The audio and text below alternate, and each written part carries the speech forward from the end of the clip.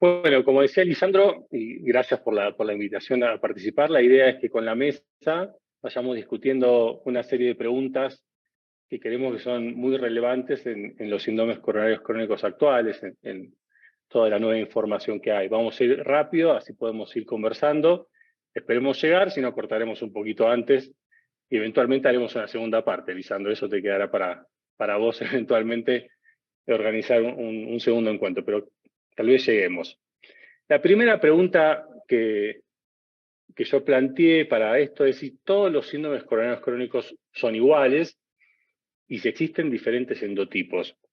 Y la respuesta rápida a esto es que sí, y esto es muy importante porque ya desde la guía europea del año 2019 plantean el cambio, ¿no?, de denominación a síndromes coronarios crónicos, incluyendo otras cosas más allá de la enfermedad aterosclerótica clásica epicárdica. Voy pasando, entonces ya aparece en la guía todo lo que es la enfermedad microvascular y la enfermedad vasoespástica, ¿no? También tenemos el vasoespasmo macro y microvascular. Esta sería una de las formas de enfermedad coronaria crónica y que muchas veces está subdiagnosticada o está mal valorada. Después está la forma focal de la enfermedad epicárdica no pronóstica, es decir, el paciente tiene una lesión en tercio medio de circunfleja, de coronaria derecha, el paciente tiene angina, prueba de esfuerzo positiva, uno piensa si no es angioplastia o no. Bueno, esto que es muy común en la práctica diaria. Después está la enfermedad focal de tronco y de los vasos proximales, que esta es una enfermedad pronóstica. Y después está la enfermedad difusa, severa, multivaso, en general el paciente diabético o con el paciente con enfermedad vascular sistémica. Esta es una diapositiva que presenta la doctora Taquiti, pero básicamente mostrando lo mismo, el abanico, o en este caso el iceberg de la enfermedad coronaria, que se presentan de diferentes formas, y muchas veces lo único que vemos es la forma obstructiva epicárdica, pero se superpone, ¿no? Esto que hablé antes tiene una superposición importante con la enfermedad difusa no obstructiva y la enfermedad microvascular. A veces estos se presentan segmentados, pero la gran mayor parte de las veces hay una enorme superposición y acá está la dificultad y todo lo que vamos aprendiendo. Del lado derecho de la diapositiva se muestra cómo se altera a través del isquemia la motilidad, la perfusión y el flujo miocárdico. Y por eso, completando esta serie de diapositivas y para pasar a la mesa, bueno, la enfermedad coronaria crónica la tenemos que pensar ya con esta imagen en la cabeza, ¿no? De que existe sí, los vasos macro, pero hay una enorme microcirculación que se conoce hace muchos años, por supuesto, pero que ahora empezamos a entender mejor cómo funciona, cómo estudiarla, qué opciones tenemos del tratamiento y ya el paciente que tiene enfermedad coronaria o que no tiene enfermedad coronaria cuando le hacemos la angiografía, pero tiene isquemia, ya no pensamos que eso es un falso positivo, empezamos a pensar que está pasando algo más y bueno, ahí surge todos los datos de la enfermedad microvascular. ¿Cómo ven ustedes el tema de los diferentes fenotipos, endotipos de la enfermedad coronaria? Hola, Cris. Excelente esta división que planteas. Antiguamente no se dividía de esta forma. Cada vez el abanico parece ser un poco más grande, es dinámico, pero es verdad que todos estos pacientes tienen enfermedad coronaria, son síndromes coronarios crónicos y son distintos, con distinto pronóstico. No sé, Dani o Vivi.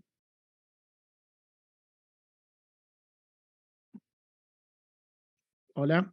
No sé si no se puede desmutear, Viviana, me parece, ¿no? Ah, a ver, espera que me pruebo. No sé cómo. ¿Vos, Dani, tampoco te podés desmutear? Ahí está, Ah, sí, no me permitía desmutearme a mí solo. A mí me parece súper interesante esta nueva clasificación, nos permite englobar más pacientes de lo que uno veía, porque realmente te quedaban muchas preguntas, y es muy común encontrar los famosos INOCA u otras enfermedades diferentes a la obstrucción coronaria más clásica. A veces, por ejemplo, uno encuentra aneurismas coronarios o estas arterias ectásicas, que por más que no tengan obstrucciones severas epicárdicas, uno sabe que es otra forma de enfermedad aterosclerótica, y a veces uno se queda tranquilo y dice, bueno, nada, están bien las coronarias, y en realidad es parte probablemente un camino que están haciendo esas arterias hacia otra cosa. Dani, vos te podés... Ay, perfecto. No mucho más que agregar. Bien. Sin dudas es como si se empieza a abrir un nuevo paradigma en los síndromes coronarios crónicos, ¿no es cierto? Ya deja de ser a lo que estábamos acostumbrados de decir, bueno, lesiones que están estables y un paciente que hace síntomas siempre a la misma clase funcional. Empiezan a aparecer cada vez más, como dice Vivi, estos pacientes que por ahí hacen síndromes coronarios crónicos y que tienen coronarias normales, y cada vez más la ectasia y la enfermedad microvascular que se comporta como un síndrome crónico. Así que nada, excelente, me parece que es una nueva manera de mirar a los síndromes coronarios crónicos.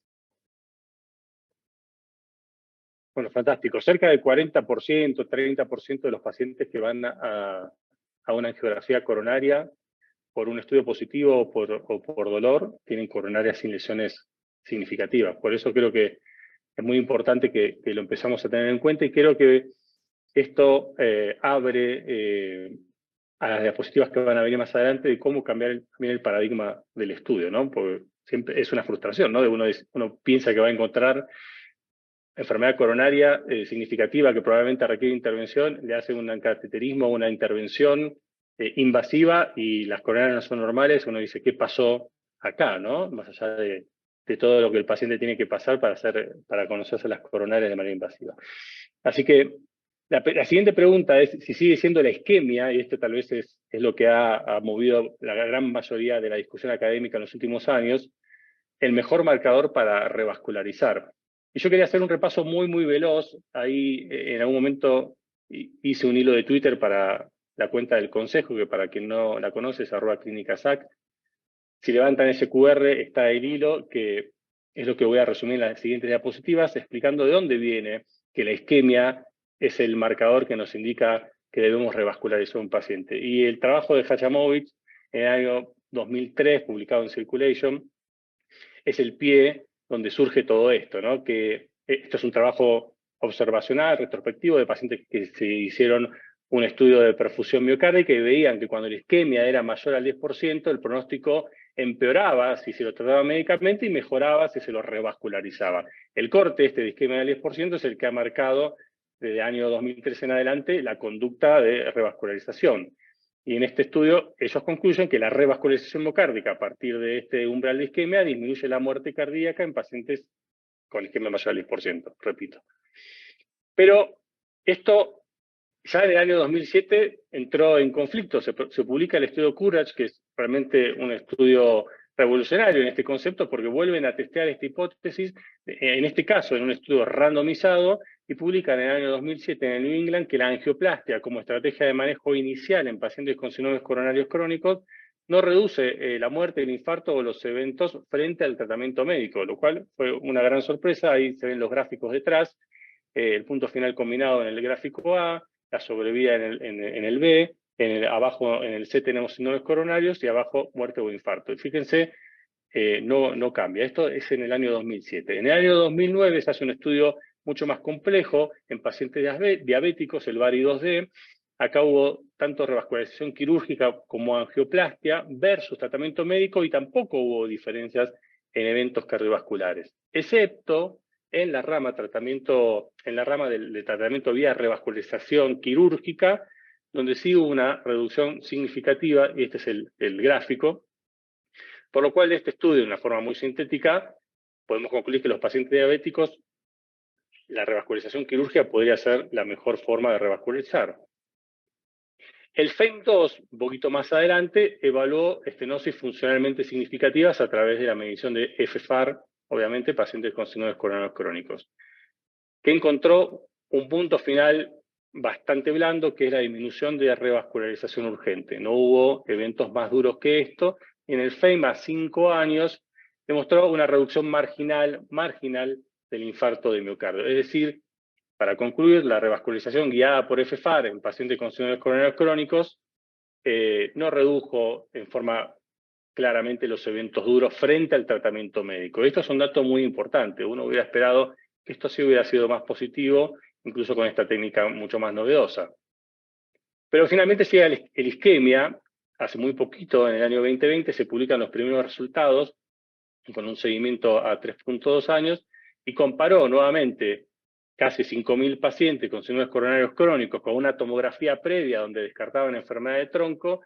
Estos pacientes que tenían angina, en general una clase funcional 2, pero isquemia moderada severa, si el tratamiento médico o la revascularización era mejor. Y bueno, nuevamente el mismo resultado que dio el Courage en el año 2007. No hubo diferencias significativas en eventos cardiovasculares isquémicos o muerte a 3.2 años. Acá están las curvas, se cruzan más o menos a los 2 años, pero no hay diferencias ni en infarto ni en muerte, fíjense, ahí están todos los datos.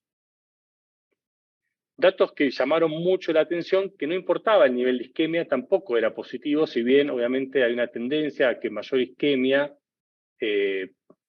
tal vez con un número mayor de pacientes, podría dar positivo, pero esto no fue así. Y también dio negativo que la revascularización solitaria de la descendente anterior fuera pronóstico. Por eso la isquemia obviamente generó mucha controversia, pero es el estudio randomizado más grande y con mayor información que tenemos sobre esta disputa de estrategias, ¿no? Y así, con todo esto, esta es una diapositiva que yo presenté hace unos cuantos congresos de cardiología de la SAC, este era un SAC del año 2012, que ponía la isquemia en el centro de las decisiones. Y ya a partir del año 2020, y ya teníamos con mucha evidencia, la isquemia parece estar saliendo de este lugar. Y este es un análisis a 10 años del Courage que vuelve a mostrar que la isquemia no es tan importante como la anatomía. Y acá el número de arterias define el pronóstico y no lo ha hecho la anatomía. Esta es la forma extendida del Courage. Tenemos un poquito más de información de la isquemia. Hay un subanálisis posterior, esto se publica en el año 2021, que, fíjense, en la izquierda hay mortalidad por todas las causas, infarto de miocardio y bueno, punto final combinado. Para diferentes niveles de isquemia, ninguno fue significativo. Es decir, la isquemia, incluso severa, no predecía mortalidad ni infarto de miocardio. Pero cuando se analizaba anatomía, se vio que para mortalidad por todas las causas y para infarto de miocardio, 3 vasos mayores al 70% o 2 vasos con compromiso de DDA proximal sí tenían implicancia pronóstica para infarto y para muerte. Entonces todo esto empieza a dar más información. La isquemia no parece ser pronóstica, incluso en casos severos sintomáticos, pero la anatomía empieza a indicarnos que los pacientes tienen más eventos. El Isquemia Extended vuelve a mostrar a casi 6 años que la revascularización versus el tratamiento farmacológico no hay diferencias significativas totales, pero cuando analizamos la muerte cardiovascular, el grupo invasivo le va mejor, pero solamente en los multivasos. Cuando se analiza digamos, eventos de muerte no cardiovascular, en la estrategia invasiva le fue peor, por eso el punto final es neutro. O sea, si bien en la estrategia invasiva le iba mejor en la enfermedad multivaso, por alguna razón que no se sabe, y está en discusión, hay muchas hipótesis, la estrategia sigue nula. El tratamiento farmacológico, el tratamiento invasivo, perdón, no es mejor que el tratamiento farmacológico en este grupo de pacientes. Y finalmente una pregunta que queda en el aire, ¿no? ¿Qué nivel de isquemia podría llegar a ser, digamos, un valor pronóstico? O sea, o la isquemia severa no tiene ninguna implicancia. Y surge un trabajo retrospectivo publicado por Rosansky en JACC, esto fue hace 2 años, que hipotetiza, por los datos que ellos obtienen, que una isquemia muy severa, mayor al 15%, y esto es un punto de corte del que se empieza a hablar, sí tendría un valor pronóstico, que habría que verlo. Así que, luego de repasar todas estas evidencias, podemos decir muy rápidamente que de la isquemia como marcador sine qua non, se empieza a cuestionar. La isquemia deja de tener un valor tan absoluto con el Courage, el VARI2D, y finalmente el FAME y el isquemia. Y donde la anatomía, tenemos en los subanálisis datos de que podría tener mayor implicancia para la decisión de estos pacientes, y la duda de que si el valor de corte tal vez no era muy corto, ¿no? El valor de corte actual bajo el mejor tratamiento farmacológico debería ser incluso más alto. Son un montón de cosas, ¿eh? Te lo paso, Lisandro. No, sí, muy interesante. Es sobre el valor de corte, que en algún momento se habló sobre 7%, después 10%, y en el último consenso que creo que vos vos formaste parte, y por este trabajo pusieron el valor de corte del 15%. Es interesante, y es interesante también cómo vamos a utilizar de acá en adelante las pruebas funcionales para nuestros pacientes y en nuestra práctica clínica. Porque antes pedíamos una prueba funcional, más de 3 segmentos de isquemia, todos los pacientes iban a revascularización, y me parece que ahora el paradigma, como dijo Dani, cambia. Yo creo que el 15% es un dato que nos va a servir, y otros datos clínicos de la prueba evocadora nos van a servir, si es de alto riesgo o no, si hace arritmia ventricular, insuficiencia cardíaca durante la prueba, o sea, pruebas de alto riesgo. Pero vamos a tener las pruebas y la anatomía, por ahí con angiotomografía o cinecoronariografía, y unir ambas pruebas para tomar una decisión. Porque, digamos, la situación es más compleja, el tratamiento médico es mejor, se demuestran, y vos lo pusiste en la mayoría de las diapositivas, que el tratamiento médico es muy efectivo. Entonces, para decidir revascularizar un paciente, tenemos que estar seguros de que le vamos a cambiar la mortalidad o bajar los eventos. No sé, Vivi, Dani. Una de las cosas que remarco es que esos pacientes que no tienen un 15% de isquemia, sin lugar a dudas los pienso como pacientes que están gravemente enfermos probablemente, y que sean pacientes que tengan insuficiencia cardíaca, y que sean pacientes que, claro, nos va a costar dejar de revascularizar. Obvio que nosotros en el hospital, y bueno, Lisandro, los chicos lo saben, hacemos el tratamiento médico, como siempre decimos, tratamiento médico a full, el courage total siempre, pero siempre reafirmamos esto. Muchas veces nos guiamos por una isquemia que para ojos de algunos no tiene que ser estudiada, y otros directamente están ya con el catéter puesto en la mano para estudiarlo. Entonces me parece que debemos ser un poco más pacientes y también darle tiempo al tratamiento médico y saber si ese paciente está bien beta bloqueado, si el doble producto está bien controlado, si su objetivo de LDL está por debajo del 55, o sea, me parece que tiene que ir más por ahí, ¿no es cierto? Nada, obvio que el del 15% de isquemia es un paciente gravemente enfermo, o sea, ese seguramente que lo vamos a revascularizar. Y que probablemente ese paciente tenga enfermedad proximal severa. Eso. O enfermedad multivaso severa, que ya, digamos, que por otro lado nos reconfirma los mismos datos de que la anatomía proximal severa obviamente es pronóstica, que ya lo sabemos hace mucho tiempo, ahora, digamos, nuevamente vuelve a surgir como un marcador pronóstico. Está desmuteada Viviana. No te, pero te vamos a dejar desmuteada, Vivi. Si quieren, quédense desmuteados. Okay. Ahí, para no, sí, para quédate evitar. desmuteada, Vivi. También, Daniela, Bueno. si querés quedarte desmuteada, no hay problema. Yo creo que es muy interesante porque es un cambio de una práctica cardiológica de años. Lleva algunas reflexiones. Hay gente joven acá entre los que nos escuchan. Me parece que una reflexión muy importante es dejar de pensar tanto en la lesión severa, porque por ahí te encontrás con una placa en la coronaria derecha en tercio medio, y tener claro que eso no le va a cambiar probablemente el pronóstico al paciente, y que entonces realmente lo que importa es la isquemia severa. Me cuesta pensar que alguien que tenga 10, 15% de isquemia en una prueba no tenga lesión de 3 vasos, entonces medio que ahí me parece que se van a equiparar probablemente las cosas. Pero bueno, esto y lo que dijo también Daniela, que son todas las características de la prueba, que a veces eso es difícil de poner en un protocolo, pero no es lo mismo un paciente que en la ergometría te hace 3 milímetros de infradesnivel del ST, te hace dolor, te hace arritmia ventricular, que un paciente donde vos le ves algún defecto de perfusión en una prueba.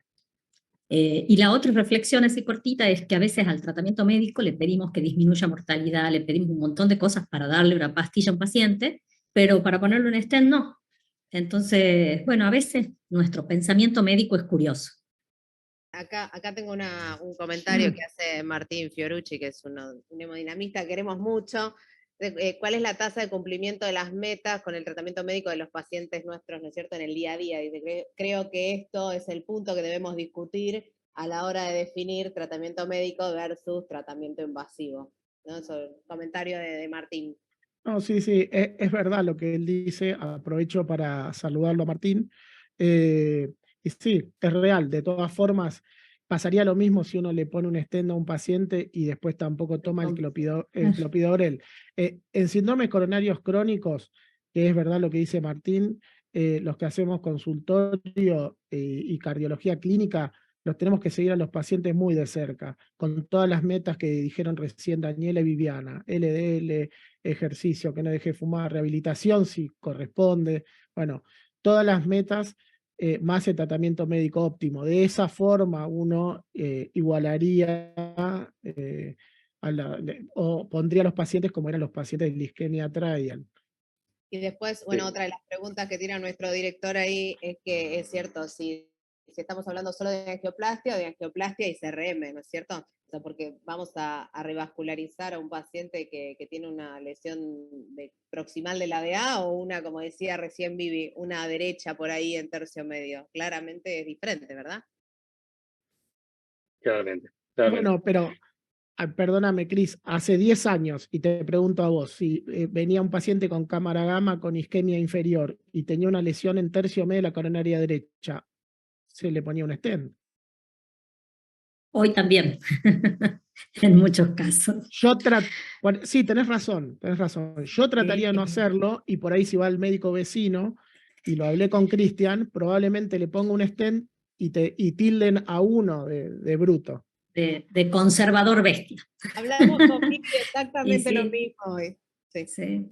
Bueno, acá creo que obviamente hay un cambio de paradigma en todo esto, y tal vez uno de los mensajes más importantes para transmitir en esta charla es todo este cambio de pronóstico en estos pacientes es por el tratamiento médico que cada vez se fue instalando con más fuerza, empezó a mostrar, digamos, la potencia que tenía cada una de las drogas y empezó a competir cabeza a cabeza con la revascularización que parecía ser imbatible en esto. Entonces, creo que esos efectos biológicos que se empezaron a ver después con los estudios con AIUS o los estudios con imágenes intravasculares de todo tipo, como la tomografía, bueno, se empezaron a mostrar que la placa empieza a cambiar con el tratamiento farmacológico. No es una cuestión simplemente esotérica, sino que realmente bueno, lo vamos a ver en un par de diapositivas más adelante, el tratamiento farmacológico global tiene un efecto muy poderoso y eso es lo que estamos viendo. Ahora, la otra cuestión es, bueno, la isquemia, ¿qué nos estaba diciendo? ¿Nos estaba hablando en realidad de la carga de enfermedad vascular o estábamos tratando de la isquemia, digamos, por sí misma, el músculo, digamos, ¿no? Entonces creo que acá también hay otra cuestión que empieza a modificarse, y creo que esto viene de la mano de la tomografía, ¿no? De que ahora, si quieren, pasamos a lo siguiente, donde la carga de enfermedad aterosclerótica tiene más correlación aún, digamos, como pronóstico que la isquemia. Y me parece que viene el cambio por ese lado. Por eso la anatomía, entre comillas, porque ahora vamos a ver que no es solo eso, empieza a tener mayor relevancia. Si querés, Lisandro, continúo porque me parece que vamos encadenando la pregunta, que es esta. Entonces, ¿cómo debemos estudiar a los pacientes? Porque hasta ahora era dolor, prueba funcional, digamos, angiografía y eventual revascularización o no. Exacto. Y este es el algoritmo de la guía europea del año 2019 de síndromes coronarios crónicos, que básicamente hace el caminito que todos conocemos muy bien. El paciente tiene dolor, estudio funcional, en este caso agrega eventual FFAR o no, pero si tiene isquemia se revasculariza y si no, no, y el punto de corte es el 10%. Pero esta publicación está publicada antes del isquemia trial, o sea, todos los datos de la isquemia no son considerados en esta guía, y ahí hay un cambio de paradigma. Fíjense, esta es una publicación, es una editorial que se publicó el año pasado en Circulation, que plantea lo siguiente. Fíjense, si el paciente tiene dolor y no es controlado con la medicación y eso le afecta a la calidad de vida, me voy acá, directamente lo manda a angiografía. Esto en base a la isquemia trial, es decir, la isquemia no me dice nada. O si el paciente no tiene síntomas, pero tiene disfunción ventricular, o tiene arritmia ventricular, que esto es un poco lo que charlábamos recién. Obviamente, si la prueba funcional, el paciente tiene dilatación ventricular, tiene signos de altísimo riesgo, obviamente ese paciente seguramente tenga también anatomía de alto riesgo. Pero fíjense que en esta editorial que intenta plantear esto, saltea completamente de la isquemia como paso de decisión. Directamente, el paciente tiene síntomas que generan un compromiso de su calidad de vida, directamente angiografía. Disfunción ventricular o arritmia ventricular, angiografía. Esto es una opinión, ¿no? Pero lo quise traer porque me pareció muy disruptivo y viene de la mano de esto. Y yo creo que esto es el gran cambio para nosotros como cardiólogos clínicos de la evaluación de los síndromes coronarios, y los que hacen medicina nuclear no nos van a querer tanto, o los que hacen ecoestrés tampoco, pero esto está cambiando a esta velocidad. Porque la tomografía computada hoy nos permite ver, como hizo el Ischemia Trial, el Ischemia, los pacientes hicieron una tomografía antes de entrar y se descartó enfermedad de tronco. Con la tomografía, y los que ya están más familiarizados lo saben muy bien, se puede evaluar la extensión de la anatomía por diferentes scores, ¿sí? Se puede evaluar la característica de riesgo de la placa, esto es muy importante, ¿no? El NAPTIN-RIN, la baja atenuación, el remodelado positivo, la calcificación puntual. Se puede empezar a ver, y ya hay muchos trabajos publicados y cada vez más, el FFRCT, o sea, a través de un modelo computacional de flujo, se calcula el FFAR de las 3 arterias coronarias en el mismo estudio no invasivo, lo cual eso es fantástico, incluso se hace con una escala de colores que es muy fácil de interpretar, incluso para el que no es un experto en tomografía.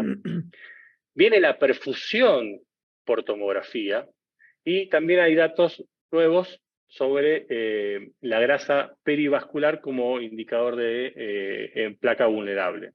Entonces, todo esto en un solo estudio realmente es algo que nos aporta muchísima información, tanto desde el punto de vista anatómico como funcional, para entender qué está sucediendo y cómo proceder. Obviamente esto actualmente no está disponible en toda su dimensión en la práctica habitual, pero sí tenemos, por ejemplo, la tomografía simple, por decirlo de alguna manera, la angiotomografía para evaluar placa de extensión de enfermedad coronaria. Y hay 3 estudios muy grandes que nos dan información acerca del manejo versus la prueba funcional en pacientes con síndromes coronarios crónicos, que nos dicen que la tomografía parecería ser mejor. PROMIS, 10.000 pacientes, SCOTHART, 4.000 pacientes, y el registro danés, 86.000 pacientes. Y han demostrado que ver la anatomía coronaria ha permitido reducir eventos cardiovasculares. Y la pregunta de esto es, bueno, ¿por qué? ¿Por qué cuando vemos le va mejor al paciente que cuando tiene una prueba funcional? Bueno, aparentemente porque la evaluación directa de la anatomía da más seguridad en el tratamiento para un lado y para el otro, y permite ajustar de una manera mucho más agresiva la prevención secundaria. Y por eso empiezan a salir esta nueva forma de estudiarlo, donde la tomografía está en el medio de la decisión y ya no la prueba funcional. Es decir, tengo un paciente con dolor de pecho crónico, lo medico lo mejor que puedo, le hago la tomografía, no tiene enfermedad arteriosclerótica significativa, severa, trato los factores de riesgo. Si el paciente tiene enfermedad severa, tronco, 3 vasos, obviamente lo revascularizo, y como siempre en el medio es lo más difícil, cuando va para solamente tratamiento farmacológico y esperar, o cuando se decide la intervención. Pero lo que es muy interesante, que Ferraro en el año 2020, poquito después de salido el Ischemia Trial, bueno, empiezan a proponer esto. ¿Es la tomografía el estudio pivotal, el estudio central para tomar una decisión en los pacientes coronarios crónicos? La isquemia ya como tal no nos dice demasiado y no debería ser un estudio, como digo, central en la toma de decisiones. Se lo dejo a ustedes ahora. Este esquema me encantó, vamos a citarlo varias veces. Y como te decía antes, yo creo que la seguiría pidiendo la prueba, pero no para ver el monto de isquemia, sino cómo responde el paciente y cómo se comporta clínicamente ante un esfuerzo. Pero es verdad que este esquema también le responde un poco una pregunta que hizo Daniel en el chat, que viendo la anatomía y iniciándole tratamiento médico completo a los pacientes, podemos decidir y armar estos 4 grupos, en donde revascularizamos o tratamiento médico, y después el gris intermedio, en donde hay más discusión con el syntax, con la anatomía del paciente, bueno, y si haces solo tratamiento médico, revascularizar, si tiene tronco, si tiene edad proximal, si tiene otros vasos y no son proximales. Bueno, ahí O si después falla el tratamiento médico, ¿no? Si el paciente sigue con angina. Angina refractaria. No, por eso, después es cada caso en particular, como puso una pregunta que puso en el chat. El resto me parece que se responde. Una de las cosas, como siguiendo lo que decía Lisa, es que hoy por hoy las pruebas de apremio, me parece que más que hacer diagnóstico, son pronósticas. O sea, yo ya sé que el paciente tiene enfermedad coronaria. Bueno, quiero saber hasta dónde y hacia dónde voy a ir con ese paciente. Creo que la angiotomografía nosotros la pedimos poco, tiene mucha utilidad, pero la usamos poco, pero probablemente creo que porque estamos poco acostumbrados y conocemos poco de la angiotomografía. Probablemente con los años se vaya no sé, uno acostumbrándose a usarla más frecuentemente y que la pida más en estos pacientes, pero sin lugar a dudas, hoy por hoy, creo que las pruebas con apremio son pronósticas, no para hacer diagnóstico, porque vos ya sabés que tiene enfermedad coronaria.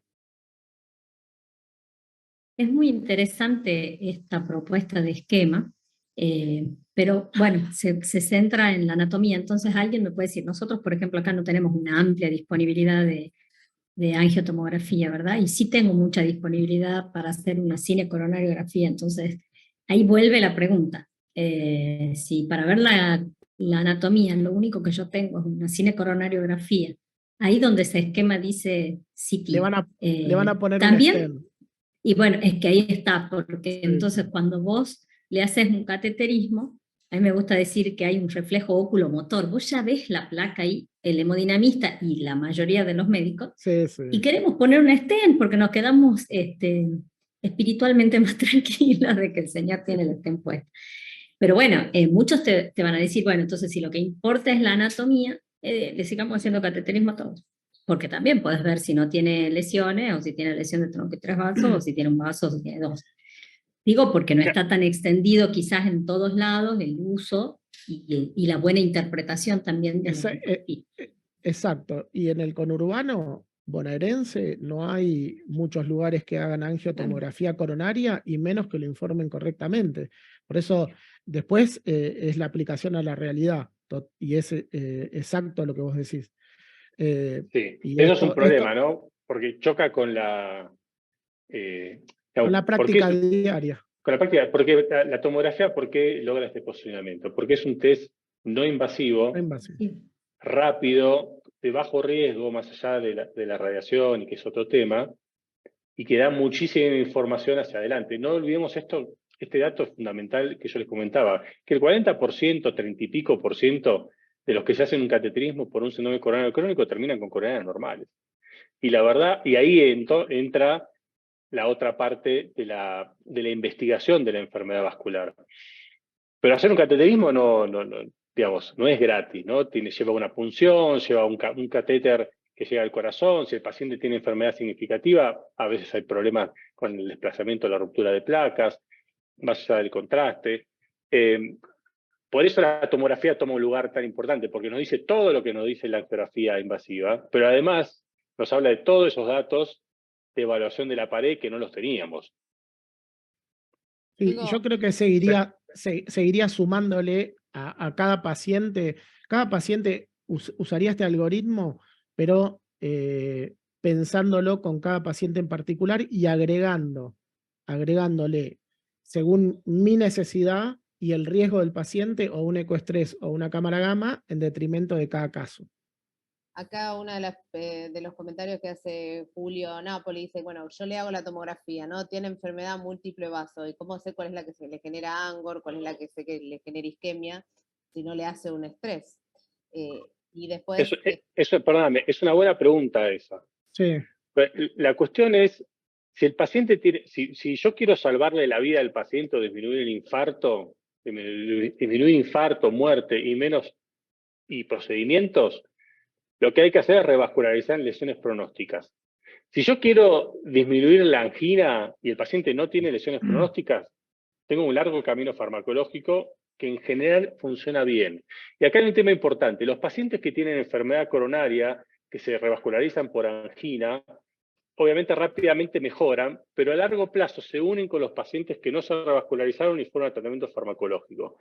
El tratamiento farmacológico tiene una mejoría a lo largo del tiempo, tiene que ver con muchas cosas, con la optimización del tratamiento, con la circulación colateral que se va formando, por lo cual hay que tener cuidado con eso, porque claro, el nitrito fantástico de la angioplastia funciona muy bien.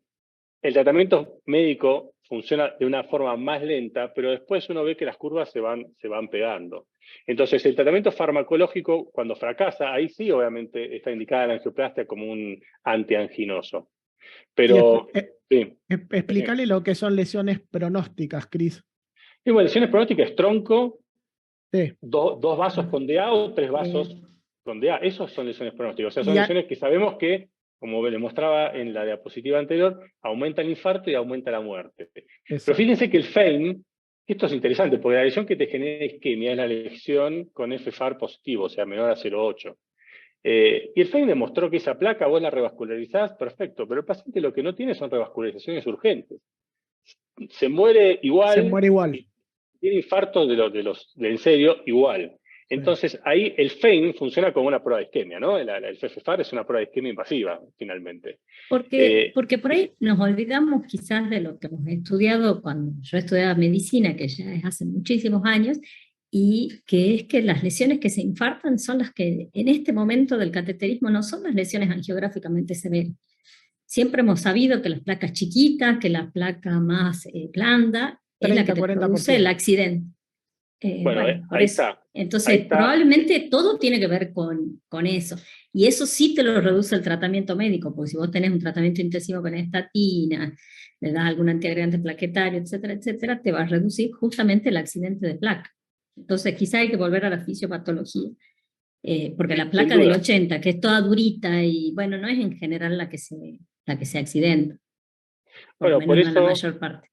Por eso la información adicional de la evaluación de la placa, empezamos a entender qué está pasando. Y el grado de extensión, lo que cuando uno lee, se llama carga o el Barden aterosclerótico, empieza a tener ese rol que va más allá, ¿no? De si tiene un poquito de isquemia o no. ¿Qué carga de enfermedad tiene este paciente? Porque esas placas que vos decís son las placas que se infartan. Y por eso se explica muchas veces que el tratamiento por cirugía a través de la revascularización con puentes, que saltea un montón de placas vulnerables y no vulnerables, disminuye eventos de una manera mucho mejor que la angioplastia que trata en forma focal. Por eso el paciente diabético, y esta es la explicación, que tiene enfermedad multivaso, focal, chiquitita, grande, tiene de todo, cuando vos tirás un puente de la DA de punta a punta, bueno, salteaste todas las lesiones, y si vos le hiciste una angioplastia solamente a esa lesión de tercio medio o proximal, claro, dejaste todo el resto del vaso eventualmente vulnerable y ese paciente continúa con eventos. Esa es una de las explicaciones por el cual el VARI 2D da positivo en la rama cirugía y no da positivo en la rama angioplastia. Y el Freedom. Y el Freedom también, exactamente. Y el Freedom también. Muy importante lo que decís, Vivian. Bueno, sigamos, Cris, que son y 45. Sigamos rápido. Bueno, esta es una pregunta que la traigo porque la veo mucho en las redes sociales, ¿no? Que cuando el paciente que tiene enfermedad coronaria crónica es aspirina y estatinas y no hay nada más. Y por eso quería reflotar algunas cosas muy importantes del tratamiento antiisquémico que tenemos que tener en cuenta. Porque el tratamiento de estos pacientes que tienen enfermedad coronaria poco, mucho o severo, no es solamente aspirina y estatinas. Bueno, si el paciente tiene dolor, para el dolor hay un montón de cosas y estas son todas las posibles combinaciones antiaginosas. Como le decía, hay un camino para decir el tratamiento farmacológico no funciona. Pero cuando hablamos de pronóstico, tenemos no solamente el tratamiento antiagregante con aspirina, obviamente, pero tenemos tratamiento con los P2 y 12, clopidogrel, cagrelor, prasugrel. Tenemos los IECA, que han sido un poco olvidados en la enfermedad coronaria crónica sin disfunción ventricular, obviamente los beta bloqueantes, y después todo el esquema de tratamiento antilipídico, ¿no? Obviamente, en primer lugar, las estatinas, el ezetimibe, ahora los inhibidores PCSK9, entre otros. Déjenme avanzar un poquitito. Yo no quiero dejar de remarcar los datos tan importantes que tenemos de los IECA. Los IECA han demostrado disminuir la muerte, el infarto y el stroke en los pacientes de alto riesgo vascular y en los vasculares. Entonces, no darle IECA a un paciente con enfermedad coronaria está muy mal, ¿no? Por decirlo suavemente, está muy, muy mal. Y esto es muy común, porque dicen, no, el paciente no tiene hipertensión, pero tiene que recibir de todas maneras inhibidores de la enzima o eventualmente ARA2. Obviamente las estatinas, el TNT es el estudio más grande y demostró disminución de eventos de forma muy significativa a altas dosis. Los pacientes deben ser tratados con estatinas de alta intensidad y a altas dosis, fundamentalmente atorvastatina o rosuvastatina, porque logran las reducciones que esperamos y muchas veces con esto solo alcanza.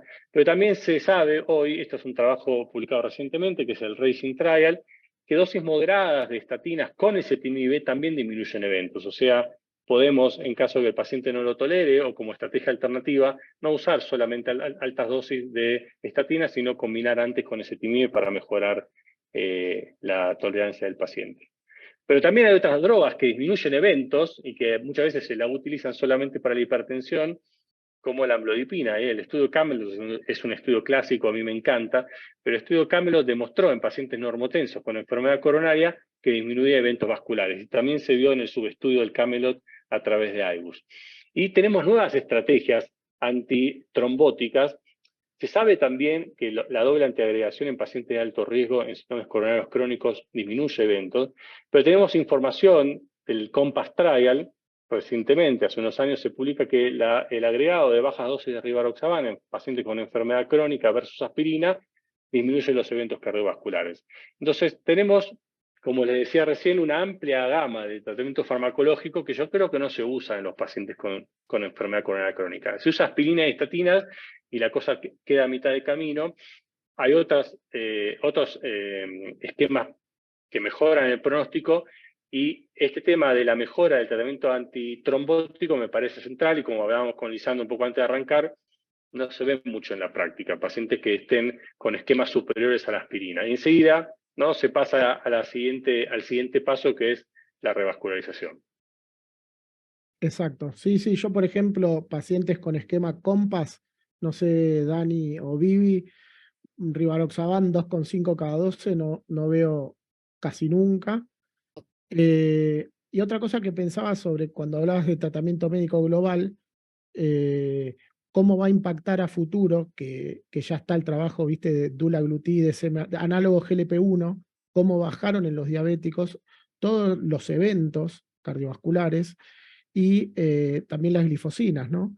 Que tendrían ahí una función en la disfunción endotelial. Entonces, el arsenal de tratamiento médico se sigue acrecentando y probablemente el tratamiento médico óptimo cada vez sea mejor. Y no nos olvidemos también que en este caso es fundamental que los pacientes tengan, si son diabéticos, una hemoglobina glicosilada aceptable o sus glucemias que estén controladas. Seguir recomendándoles que dejen de fumar, ¿no? Porque muchas veces el señor tiene la enfermedad coronaria crónica y sigue fumando, y no nos tenemos que olvidar de hacer esas pequeñas intervenciones y de controlar el resto de los factores de riesgo, porque si no se convierte en difícil y decimos, bueno, el señor sigue sintomático, pero tiene 9,5 hemoglobina glicosilada, y bueno, hay que cambiar, el señor sigue sintomático, pero sigue fumando. Bueno, esas cosas tenemos que intentar modificarlas sí o sí.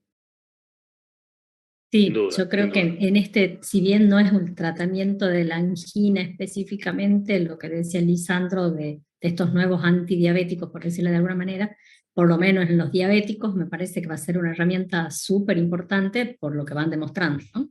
Que es la primera vez que realmente se demuestra que hay una reducción del riesgo cardiovascular con estos tratamientos. Y bueno, siempre nos pasa lo mismo, las comparaciones nunca... los hemodinamistas te dicen, bueno, pero ese ha sido sin los últimos stent, y estas comparaciones de tratamiento médico han sido sin el último cosito, pero sí, yo creo que el camino es siempre más la prevención del desarrollo de nueva enfermedad. Sí, está en evolución, toda la evidencia está en desarrollo y es impresionante cómo viene cambiando. Y quería mostrar rápidamente tal vez lo que está más en discordia de las últimas guías americanas. Y la pregunta que me surge en esto es si la angioplastia versus la cirugía ya no es un tratamiento, ya no es un enfrentamiento obsoleto, ¿no? Seguir discutiendo si uno u otro. Cada vez parece más que la angioplastia tiene un grupo de pacientes y la cirugía tiene otro grupo de pacientes. Obviamente hay un overlapping, digamos, se superponen en un punto determinado, pero yo creo que cada vez está más claro esto con las evidencias que tenemos. Pero quería mostrar, estas son las últimas guías americanas de revascularización, y se ha armado mucho lío en esto. Yo quiero solamente nombrar, voy a correr esto porque si no, no lo puedo ver, la última parte del algoritmo. En pacientes que no tienen enfermedad de tronco y tienen enfermedad de múltiple vaso, las guías han degradado la indicación de revascularización, tanto por cirugía como por angioplastia, a pacientes con síndromes coronarios crónicos, a 2B.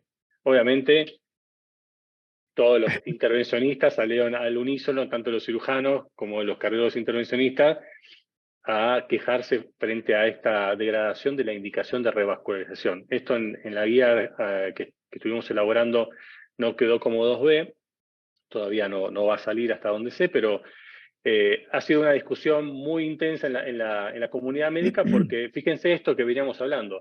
El tratamiento farmacológico en las evidencias duras ha demostrado tal beneficio que en pacientes sin disfunción ventricular con enfermedad coronaria, que no tenga tronco obviamente, o que no tenga enfermedad multivaso proximal, la indicación ha quedado como 2B. Así que esto creo que es un tema para un ateneo aparte, para una discusión aparte, pero esto es lo que las guías americanas publicaron hace un año y se armó un revuelo fenomenal. Pero es básicamente lo que veníamos comentando. El tratamiento farmacológico viene demostrando que trata la enfermedad en forma global, trata esas placas chiquitas que decía Viviana, y los pacientes les va bien.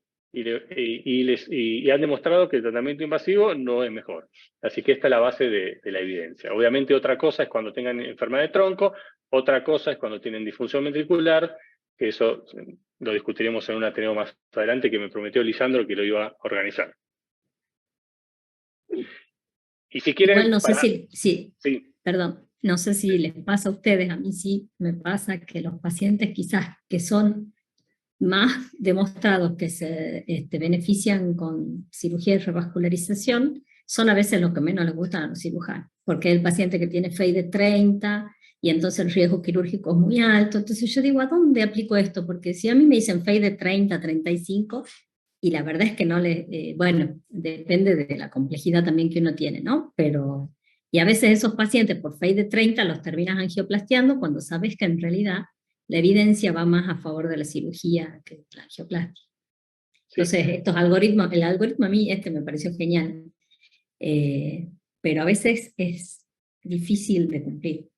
Bueno, la experiencia y la capacidad de cada centro para resolver las patologías, esto es fundamental, ¿no? Porque si uno tiene un equipo quirúrgico que hace cirugía sin bomba y tienen una morbimortalidad muy baja, con un equipo de recuperación posoperatoria fantástico, bueno, entonces ahí uno puede elegir sin tanto miedo. En cambio, si uno está en un lugar donde la cirugía anda muy mal, no tienen las herramientas necesarias, la recuperación es muy compleja para el lugar donde está o no tienen alternativas, bueno, tal vez ahí es más lógico utilizar la angioplastia que hacer una cirugía en pacientes de muy, muy alto riesgo, que no son esto que estamos hablando, ¿no? Ahí son otra población, el paciente con disfunción ventricular o con insuficiencia cardíaca, pero sí, ahí la experiencia y la capacidad de cada centro es fundamental. Ahí tienen que funcionar las derivaciones, el Heart Team y las derivaciones a centros de tercer nivel de una manera ágil, con mucha comunicación, que hay ciertos lugares que se logran, hay ciertos lugares que no, porque ningún centro puede hacer todo. Ningún centro puede tener, digamos, todos los centros no pueden tener trasplante, cirugía valvular, TAVI, esto es imposible. Digamos, hay que tener centros terciarios de gran volumen, con gente muy entrenada que pueda resolver los casos más complejos. Y hacia abajo con menor gradual complejidad. Pero bueno, es un tema largo, ¿no? También. Nuestro director, que está convaleciente, no debería estar conectado, pero está escuchando, dice que lo ideal es enemigo de lo posible. Y tiene razón, obviamente. ¿Qué es lo que estábamos hablando? Perdón que me meta a charlar un segundo. ¿Cómo andan? Muchas gracias. ¿Cómo andás, Mati? Buenísimo el Ateneo, la verdad que me dan unas ganas bárbaras de participar un minuto, porque al ser un cardiólogo invasivo, es como que me salgo un poco de la vaina con todo esto, pero tienen toda la razón, porque es una discusión muy, muy, muy rica, sobre todo con toda la nueva evidencia. Cristian, la estás presentando espectacular, y la verdad que es un placer escucharte. Lo único que quede claro, que a mí me parece que hay que tener claro, es lo último que están hablando. Por un lado, la experiencia de los centros tiene mucho que ver. Es fundamental la experiencia de cada centro. Y una cosa es lo que dicen las guías de tratamiento y los grandes estudios randomizados, en donde la mortalidad quirúrgica es del 0%, y después vos te metés en los registros, sobre todo los de Estados Unidos, y los registros que incorporan a todos los pacientes con CRM, la mortalidad es bastante más alta, el 0%. Ni que contar lo que hay en Argentina, que no tenemos ningún dato de nada. Y lo otro es el elefante. Sí. Perdón, el registro CONADEC de cirugía a nivel país es brutal. Reveló datos muy preocupantes, ¿no? Con datos de mortalidad, tanto en cirugía coronaria como en cirugía valvular, que no se conocían, y tal vez una publicación que solo pudo hacer CONADEC por la llegada que tiene y por la transparencia de los datos desde la residencia, ¿no? Muy, muy valioso. Muy valioso, y claro, valvular con CRM, más del 10% de mortalidad, es brutal. Y eso ni que cantar, ni que ver el seguimiento. Pero bueno, más allá de eso, otro tema con respecto a antes de la revascularización, hay un elefante en la casa, en la habitación que no charlamos, y es el valor de la cámara gamma ahora. ¿Qué hacemos con todo lo que hacemos cámara gamma? ¿Por dónde vamos? Bueno, pasa que yo dije que no íbamos a tener muchos más amigos con alguna de las partes de esta charla, pero no quería que sean tantos los que no los quieren, claro, a este punto. Que vuelvan a la cardiología clínica. Nada, eso. Lo tiramos así, tiramos la bombita. Los dejo. Yo te voy a dar una respuesta que yo creo que está pasando. Yo creo que la evolución de la medicina nuclear está yendo hacia el nivel de cuantificación de perfusión tisular, que es un dato muy importante que hasta acá no lo tenemos y es relevante para el pronóstico. Y cada vez la tecnología nos aporta más esa información que la cámara gamma convencional, como conocemos nosotros, no lo tiene. Y yo creo que va a ir hacia eso, porque es la información que da más valor hacia el pronóstico. Así que no creo que haya problema con eso. El otro tema es el ecoestrés, porque el ecoestrés por sí mismo, la motilidad parietal, también nos da un valor relacionado con la isquemia, pero no nos da reserva de flujo coronario. Y también la reserva de flujo por Doppler en el ecoestrés es muy compleja. Obviamente la gente y todos los discípulos del doctor Lowenstein lo hacen muy bien, pero la reserva de DA es solo de DA. No tenés circunfleja, no tenés derecha. Obviamente tener reserva de DA es pronóstico. Hay muchos estudios que lo dicen muy claramente, pero sigue siendo de alguna manera semi-cuantitativo eso. Yo creo que el ecoestrés sigue teniendo un valor fenomenal, y aparte un valor fenomenal en la insuficiencia cardíaca, un valor fenomenal en las enfermedades valvulares. Así que creo que van a seguir teniendo su lugar, no se van a quedar sin trabajo con respecto a esto. Y también la evolución de la tecnología va a llevar a que sigan aportando información actual. Si quieren les comento un poquito más de los 5 minutos que también nos quedan. Estamos en las 9, pero igual ya le digo a Mati que la próxima charla es nuestro hemodinamista invitado y bueno, Cristian, nuestro cardiólogo. Así que ya la voy a estar armando, Mati. Bueno, gracias. Y paso muy rápido que viene a este tema, ¿no? Y que para mí es lo que decía Matías como el elefante, ¿no? En el living. ¿Nos falta información para tomar mejores decisiones? Bueno, de alguna manera estuvimos hablando de esto, ¿no? Que la enfermedad vascular tiene tanto, digamos, las arterias epicárdicas, que es lo que vemos con lo macro, que son las arterias de transporte, pero después tenemos las pequeñas arterias y las arteriolas y los capilares. Y eso lo evaluamos de diferente manera, y acá lo muestro, voy a pasar rápido, y que la reserva de flujo coronario tiene un valor pronóstico progresivo ya cercano a 2.5, el valor de corte que se utiliza habitualmente es 2. Y que esta reserva de flujo coronario muchas veces tiene poca relación con la enfermedad epicárdica. Así que eso es un dato muy importante. Podemos tener baja reserva de flujo coronario y las arterias epicárdicas pueden estar relativamente bien. Obviamente, cuanto más enfermedad epicárdica, más enfermedad microvascular hay y más comprometido está, pero la relación, fíjese, no es directa y esto es importante tenerlo en cuenta. Fíjense la enorme dispersión que hay acá. Y que nosotros podemos tener, como se ve acá, podemos tener ausencia de isquemia y tener baja, ausencia de isquemia por los estudios de perfusión normales y tener baja reserva coronaria de flujo, por lo cual eso es importante. La reserva coronaria de flujo nos da información adicional a la isquemia, incluso en ausencia de isquemia. ¿Sí? O sea, una cámara gamma normal no nos quiere decir que la microcirculación sea normal. Y esto es otro dato muy relevante, donde, como hablábamos recién, hay ciertos estudios que nos dejan, digamos, un bache en la información.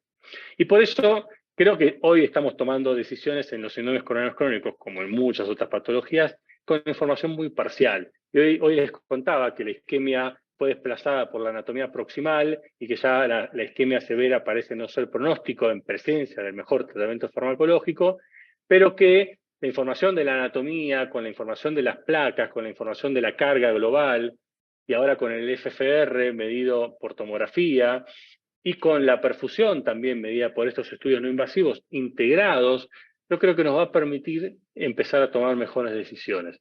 Porque de esta manera no estamos viendo solo la isquemia, solo la anatomía, solo una parte de la situación. Vamos a empezar a ver un poco más el bosque entero. Y yo creo que esto es lo que se viene, la imagen integrada, y de allí, bueno, veremos qué nos dicen los estudios randomizados cuando empiece a integrarse toda esta nueva tecnología. Pero lo que quiero decir en conclusión es que estamos tomando decisiones con la mitad de la foto. De la información. Exactamente, y de a poco vamos entendiendo que nos falta información y bueno, con la evidencia que tenemos tomamos las mejores decisiones posibles. Lisandro, no sé si... Excelente esta imagen de las pruebas híbridas, que quizás sea lo que se viene en el futuro, que es el mix de la anatomía con la prueba funcional para tomar mejores decisiones.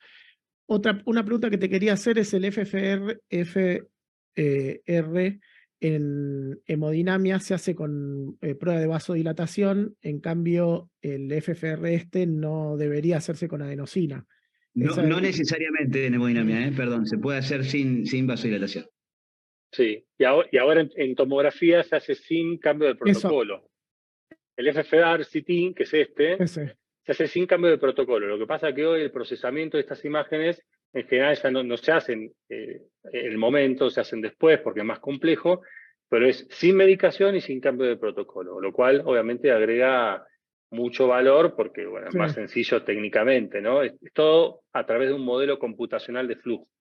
Y se ha demostrado que tiene una correlación muy alta con el FFR invasivo que hacen los cardiólogos intervencionistas. Eso. ¿Había una pregunta más después, Cris? ¿Después de esta imagen?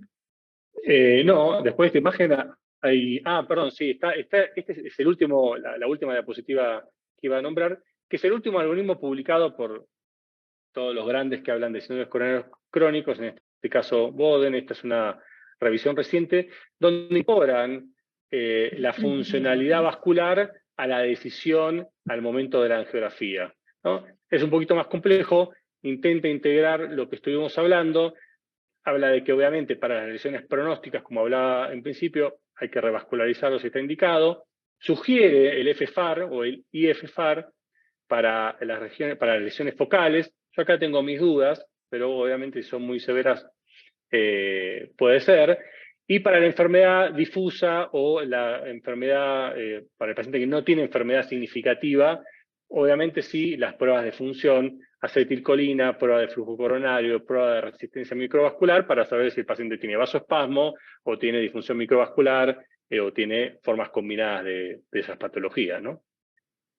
Mati, hacer FFR en nuestro medio es accesible, ¿no? Digamos, nosotros en el clínicas o en la clínica siempre era un problema. Es tan sencillo que da pena que no se haga más fácil. No, pero no por la complejidad, por la cobertura del catéter, el costo que pone Martín Fiorucci. Martín Fiorucci pone ahí. El costo es difícil. Por eso te pregunto, digamos, la dificultad me parece que radica en eso. Sí. Yo conociendo ahora el motivo, conociendo esta charla tan linda que hablamos de isquemia, creo que el punto, todos nos volvemos locos con el FFR y la búsqueda de isquemia. Y creo que ahora hay unos catéteres interesantes híbridos con OCT y FFR, en donde lo que busca encontrar es cuál es la placa inestable, la vulnerable, más que el FFR. Porque, bueno, creo que en definitiva que es lo que dijo Cristian y lo que dijeron ustedes en toda la charla, que la isquemia más que nada marca una relación, una correlación, pero una causa. ¿Sí? O sea, no es la causa del evento la isquemia, es la carga de la cantidad de enfermedad aterosclerótica que tiene el paciente y qué tipo de enfermedad tiene. Creo que por ahí viene la mano y por eso en la angiotomografía tiene tanta importancia el evaluar dónde está la lesión y las características de la lesión y de la inflamación del endotelio en el coronario. Creo que por ahí viene la mano. Perfecto. Estoy de acuerdo, exactamente. Parecería funcionar más como un marcador la isquemia actual. Pero bueno, creo que esto ha evolucionado muy rápido en pocos años, porque si vemos el isquemia TREA desde el año 2000, se ha tomado poco tiempo para procesar todo esto y hay mucha información del subanálisis y de lo que está viniendo después de esto. Pero es muy emocionante porque los síndromes coronarios dejan de ser esta enfermedad estática, aburrida, a ser un complejo de enfermedades bastante diferentes y que tenemos que realmente ser muy inteligentes para estudiarlo adecuadamente y darle lo mejor al paciente sin precipitarse ni a un tratamiento ultraconservador ni a un tratamiento ultrainvasivo. Y creo que ahí está la mano del clínico para ir llevando al paciente al mejor destino posible, ¿no?, de esta enfermedad. Vivi, ¿algo más para agregar?